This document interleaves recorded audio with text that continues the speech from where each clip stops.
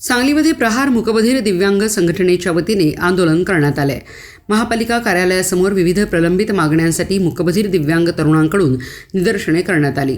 शहरामधील छत्रपती शिवाजी महाराज स्टेडियम या ठिकाणी जिल्ह्यातील दिव्यांग मूकबधिर तरुणांना कार्यालय मिळावे तसेच राज्य शासनाच्या वेगवेगळ्या सुविधांचा लाभ मिळावा या मागणीसाठी हे आंदोलन करण्यात आले।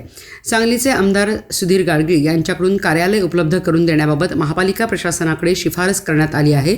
मात्र गेल्या 2 वर्षापासून मागणीकडे दुर्लक्ष करण्यात येत असल्याने संतप्त मूकबधिर दिव्यांग तरुणांनी पालिकेच्या दारात शिट्टी वाजवत आंदोलन केलं आहे।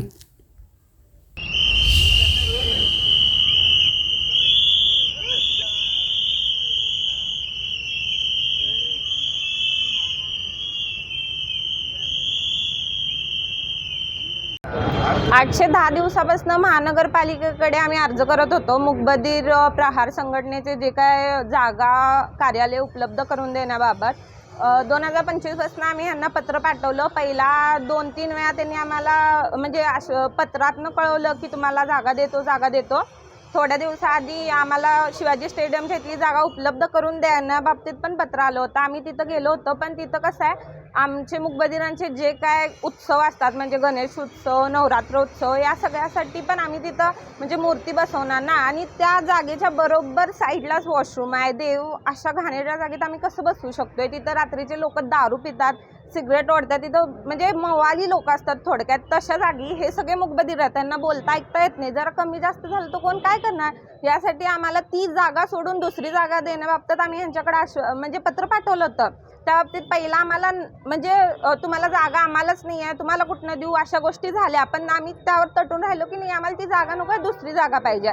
ते झाल्यानंतर आम्ही पत्र पाठवलेलं होतं 16 मार्चला, त्याच्यावर काही उत्तर आलं नाही। त्यामुळं आज शिट्टी आंदोलन केलं मूकबधिरांनी। आज आम्हाला इथं प्रमोद जे सर आहेत ना, त्यांना तुम्ही जाऊन भेटा, बोला आणि काय होईल त्यावर आम्ही तुम्हाला निर्णय देतो असं आम्हाला उत्तर आलं आहे। तर आम्ही आता सध्या लगेच जाऊन त्यांना भेटणार आहे। बघू आता महानगरपालिका कसं काय आम्हाला सपोर्ट करते आणि कसं काय। आंदोलन 2025 पासून आंदोलन चालूच आहे ना।